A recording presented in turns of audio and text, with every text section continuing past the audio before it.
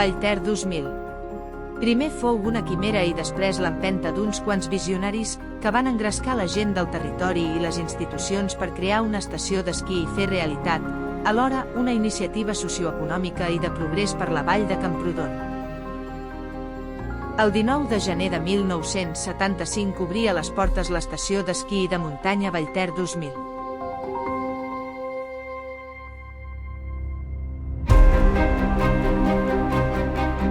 Vallter 2000 va ser la suma de l'esforç de molts homes i dones, i com la majoria de reptes humans, una persona va encapçalar la iniciativa i va esdevenir cos i ànima del projecte Josep Pujol i Aulí. El meu cosí Josep Pujol Aulí va ser el promotor real de tota la idea de poder fer això a la vall.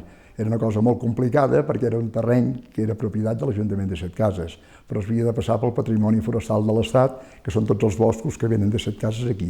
No hi havia carretera, evidentment, només es podia pujar per un camí del riu molt malament, no hi havia carretera. Per tant, es havia de pujar pràcticament a peu. Un dia que anàvem a un consell d'administració amb el seu cotxe, que ella em portava com a company, parlant del tema, va dir, jo sí, la faria, diu, si tu m'ajudes, jo la faig. Clar, aquell dia vam firmar. Va dir, mira, tu com que t'agrada molt la mecànica, entens molt d'aquestes coses, que és el teu, tu seràs el director. Perfecte, jo seré el conseller delegat, el que t'hi decidiré tot. I així vam començar a funcionar a Vallter. Ell tenia un d'aquests de l'exèrcit americà, aquests que es venien per aquí, a aquest nostre país, i amb allò pujàvem aquí i portava altra gent per interessar-los en el tema, perquè hi posessin diners. Vam haver de fer un acord amb l'Ajuntament de Setcases, que va ser fer una concessió administrativa per poder fer el que havíem de fer. Es va acordar que fos un terreny que havia de ser mixta, que hi podia haver l'explotació de l'estació d'esquí a l'hivern i a l'estiu eren pastures per tot el bestiar de Setcases. Necessitàvem diners per poder començar les obres que s'havien de fer. I el que es va fer va ser la fundació de la societat, es van fer accionistes, es van donar títols, i es van poder recaudar 250.000 pessetes. En primer lloc eren embaranejants de poder adquisitiu de la vall de Camprodon, famílies García Nieto, n'hi havia una sèrie de famílies de molts anys. Gent d'Olot, gent inclús de Banyoles. De sempre, Vallter 2000 té un poderós component d'obra col·lectiva. Des del compromís dels accionistes i industrials d'altres llocs de Catalunya, fins a paletes, electricistes, fusters i altres oficis de gent de la vall que, a més de treballar-hi, s'hi van implicar del tot. A l'inici de les obres es va contractar l'empresa de maquinària pesada, Salvador Serra S.A., encapçalada per dos germans, Pere i Josep, els quals, i de fet, es van convertir en accionistes majoritaris. La família Serra, que es van integrar en l'estació, va ser a conseqüència d'haver vingut a fer la feina, de portar-nos a maquinària i tal. I es van integrar com a accionistes, que vam haver de recórrer a recursos econòmics diverses vegades, préstecs de l'Institut Català de Finances. Clar de tot, perquè això anava creixent i les recaudacions anaven per tant. Als anys vam tenir la sort que vam ensoprar algun de bo, però el forfet era ridícul el preu que es cobrava. I d'anys que no es podia obrir a la meitat del temps, llavors mancava diner. A base de crèdits que es havien d'avalar, els avalàvem els propis accionistes. I sobretot el Serra, que va ser dels més grossos de tots. Ara a l'edifici es van fer els fonaments i a partir d'aquí amb un planell molt modernista que van sortir uns arquitectes que havien fet, treballaven molt, estaven al Líban aquests, al Líban. I van fer el projecte que ens va agradar molt i vam fer el tipus d'estructura que ja semblava una església, una catedral, però era maco, dins la muntanya. Un poc en tenir tota el que va ser la part d'obra civil, de pilones i tot ja posat, va arribar el moment de posar el cable. El cable, esclar, parlem d'una instal·lació que té uns 1.600 metres, que són 3.200 metres de cable, que anaven a una bobina tot amb una sola peça. Per pujar allò a dalt de tot, perquè havíem de començar a desplegar el cable des de dalt cap a baix, doncs vam haver de tornar a fer el mateix invent, agafar aquella màquina buldòcer de davant que tenia potència, estirar el tractor que portava el remolc, que portava la bobina de cable, i vam començar a pujar la pujada. Quan vam ser quasi a dalt de la pujada, va fer un ressalt, la bobina va saltar, es va desembolicar tota i va haver un lío de cable, però fabulós, fatal, I llavors, el problema estava desfer aquell cable. Solució, com que era un cap de setmana, vam baixar uns cafès de Camprodon, que la gent es reunia a fer el cafè a la nit, i vam fer una oferta. D'aquella època eren 100 pessetes i esmorzar, el que ens vingués a ajudar. I vam arreplegar un pilot de gent que els vam pujar tots aquí dalt i vinga a desfer aquell cable i fer una sardana de persones, anar desfent el lío aquell que hi havia, fins que ho vam recuperar. És l'anècdota més sèria del muntatge d'aquí.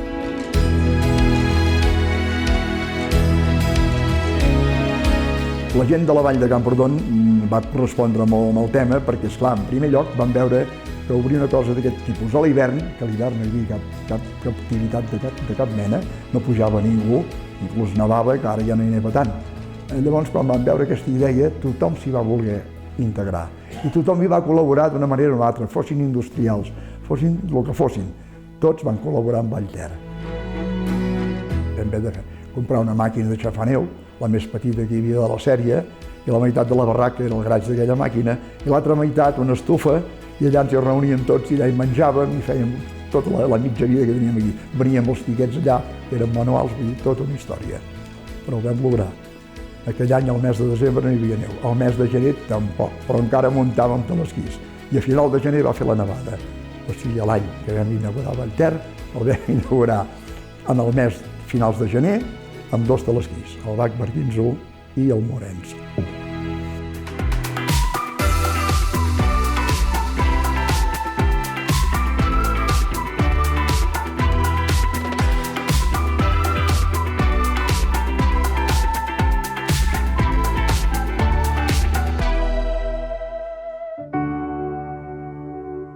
L'abril de 2005 i de manera sobtada, va morir Josep Pujol i Aulí a les seves pistes de Vallter. Ell sempre deia que la clau no era imposar, era inspirar. Però això de la muntanya tota la vida l'havia estirat i poder fer una estació era la il·lusió que tenia al màxim. I quan vam poder començar a fer les obres, que tot això va ser una mica realitat, que com hi ha les primeres instal·lacions mecàniques que pujaven la gent. Això va ser el màxim, però ell, ja et dic, com a persona, un 10. La veritat, és una persona amb molta voluntat i molt treballador i molt emprenedor. Se li ha d'agrair a la comarca, li ha d'agrair tota la vida. Va ser el dia de Sant Jordi que ell va morir, aquí d'un infart.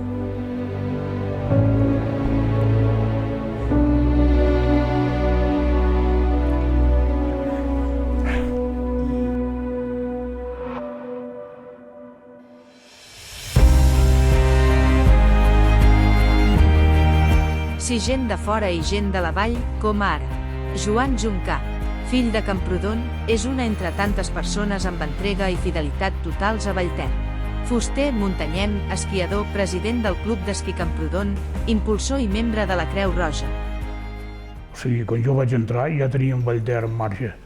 I, esclar, amb Vallter doncs vàrem tenir molta connexió, vàrem fer moltes carreres, organitzar. De l'esquí Club Camprodon, doncs, un personatge que ens va ajudar molt a pujar al club i fer el gran va ser en Jordi Pujol. O sigui que ell, a través d'ell, doncs, van fer uns equips de competició molt ferms i bons, i va ser una de les èpoques poder millor per l'esquí del nostre club. Esclar, Vallter no tenia gaires calés, i per llogar pistes, doncs nosaltres veníem pel dinar. Ens pagaven el dinar i res més. I fèiem el servei de Creu Roja aquí, i pujàvem i fèiem servei, i a més fèiem el servei de muntanya, que ens portaven més feina que no parlo de Vallter. I així vam continuar molt de temps, fins que després va sortir el grup de bombers de muntanya. Envoltada de muntanyes i paisatges imponents, els anys han fet de Vallter 2000 un centre i un paradís d'alta muntanya per a tothom. L'altitud i diversitat de les seves instal·lacions i serveis fa que cadascú trobi el seu espai. L'amant de la neu o l'esquiador que busca nous reptes gaudeixen d'activitats esportives de tota mena. I més de 15 quilòmetres de pista per esquiar i fer snowboard amb descensos impressionants, així com itineraris per a raquetes de neu, esquí de muntanya o freeride. De la mateixa manera, activitats lúdiques, tallers per a infants i descensos amb trineu, fan de Vallter 2000 una destinació idònia per a tota la família, on l'atenció, el benestar i la comoditat acompanyen els visitants.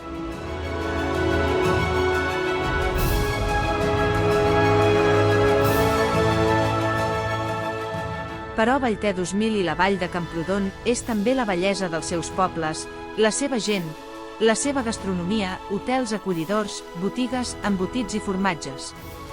És de fet aire pur, natura, tranquil·litat, benestar, encant i vida tot l'any. Jo entro el 2007, el 2006-2007 ja havia estat una temporada molt complicada, el 2007-2008 també no vam fer la puríssima, vam arrencar per Sant Esteve i just amb una pista i ens va costar molt, vull dir que ja duíem 2 temporades seguides. Com històricament havia passat, llavors el 2008-2009 vam tenir una temporada molt bona, que tornaven a animar una mica com passava això en el propietari, sobretot amb en Pere Serra, que era el de la família Serra qui més ho vivia, els tornava a animar, tornàvem a fer alguna inversió, el nou vam posar alguna més de neu artificial, es va tornar a animar, no? Però això va coincidir llavors un moment amb un altre any molt complicat, amb la crisi general 2008, 2009, 2010. Ell el seu negoci principal era l'obra pública, li coincideix que a Vallter s'havien de posar molts diners, havíem de fer unes revisions, s'havia de fer més inversions, estaven plantejant inclús fer una bassa nova, però la temporada ve dolenta, torna a venir i arriba un moment que es planteja de dir, hòstia, és que això al final pot fer que se m'enrossegui a mi i tot, no? Però a primers de gener, que era un moment on pagàvem, en Pere pagava una quota o una mensualitat o una anualitat, no recordo ben bé, d'un crèdit que tenia la societat amb l'Institut Català de Finances. I jo ja, havíem parlat molt, estava en Pere desesperadíssim. Això devia ser el gener del 2011. I li dic, nosaltres anàvem a les reunions de l'ACEM i a les reunions de l'ACEM hi havia una noia que era la directora de l'Institut Català de Finances, perquè en aquell moment l'Institut Català de Finances estava gestionant Espot i Portainer. I era una noia que me'n recordo es deia Carme, i li vaig dir, Pere, truco a la Carme, que és de l'ICF, i jugo al pòquer, dic que no podem pagar, aviam què passa. I diu, bueno, tu mateix. Vaig fer la trucada i li vaig dir, escolta'm, que no vindrà d'allò i no podem pagar. I em va dir, bueno, ja aviso, no patiu, tal i qual. Vaig avisar en Pere, Pere va dir, bueno, aviam què diuen, aviam què diran, perquè en Pere era un tio molt positiu, una persona superpositiva, però esclar, això li era un problema, no? I sí, no va pas passar gaire, que ja ens van trucar del secretari de la Secretaria de la Conselleria de Territori. Primer vam anar a l'ICF a parlar, a veure, ens van dir, bueno, us aplaçarem el pagament, però seguiu pagant els interessos, que ja tampoc ens va anar bé, perquè ni els interessos podíem pagar. Llavors ens vam anar a la conselleria, ens estem plantejant, aviam si podem entrar, com ho podem fer-ho, ens acabem de quedar a Espot i Portainer, perquè l'Institut Català de Finances tampoc se n'ha sortit, i ara ja ens ho hem quedat, i s'ha incorporat a Ferrocarrils. Durant l'últim terç dels 50 anys de Vallter 2000, el més significatiu d'aquest període és la compra d'accionariat el 2012 i la conseqüent gestió a càrrec de la Generalitat de Catalunya, a través de la Divisió de Turisme de Muntanya dels Ferrocarrils de la Generalitat. Aquest fet i, sobretot, altres circumstàncies que afecten la dinàmica i l'oferta de Vallter 2000 determinen el present i el futur de l'estació que, a dia d'avui, s'ha formalitzat en el projecte Vallter 365. Un cop l'entrada en Ferrocarrils, ens comencem a plantejar quina hauria de ser la manera de minimitzar el risc de que ens passin aquestes coses. També, paral·lelament, comencem a veure que a l'estiu, que tenim aquest període d'estació oberta de 2 mesos, perquè tenim una cafeteria d'alçada de 2.500 metres, tenim el naixement del Ter, i tenim gent, també comencem a veure que cada vegada ve més gent a la muntanya, però que el producte que estem oferint és és poca cosa, no? La societat canvia, ha canviat en els últims 10 o 12 anys molt més ràpidament que els últims 50, i també veiem que es comença a posar molt de moda l'esquí de muntanya, cada vegada hi ha més autocaravanes, les estacions d'esquí històricament estàvem una mica en contra de l'esquí de muntanya perquè era un client que no ens donava diners, però hem de dir cada vegada n'hi ha més, ens hem de posar de costat. L'esquí de muntanya abans es feia a l'abril amb neus primaveres, ara ja és tot l'any, inclús tenen una uniformitat diferent, tenen un material molt car, vull dir que era una oportunitat també de negoci i quina manera podem donar-li la volta. I tot seguit d'aquestes coses s'ajunta amb que es crea el Parc Natural. I tot això ens obre un horitzó diferent. Quan vam tenir el Glòria, vam haver de tancar quasi bé una setmana, perquè van caure 2,5 metres de neu i hi havia perill de llaus, però estava tot colgat. Llavors vam treballar tota la setmana amb tot el personal, noies d'oficines, restauració, lloguer, monitors venien a ajudar a tirar de pal. I ens anàvem acostant a zones on podíem anar que no baixaven a llaus, però tothom treballava content. I dinàvem tots junts a l'hora de dinar, fins l'últim dia que al final el del bar ens va fer hasta una paella d'arròs. Vull dir, aquell dia vaig veure, hòstia, tenim molt bon equip.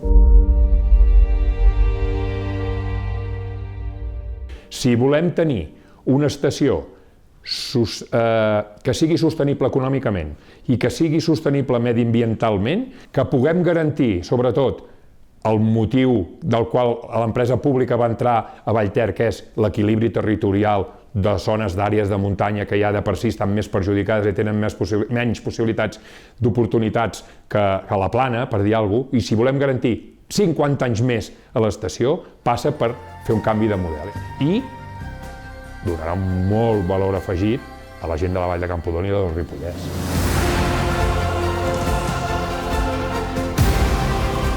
I amb la mirada posada en un nou model basat en la sostenibilitat mediambiental, social i econòmica, emergeix el projecte Vallter 365. Perquè al cap i a la fi, Vallter és història, Vallter és futur.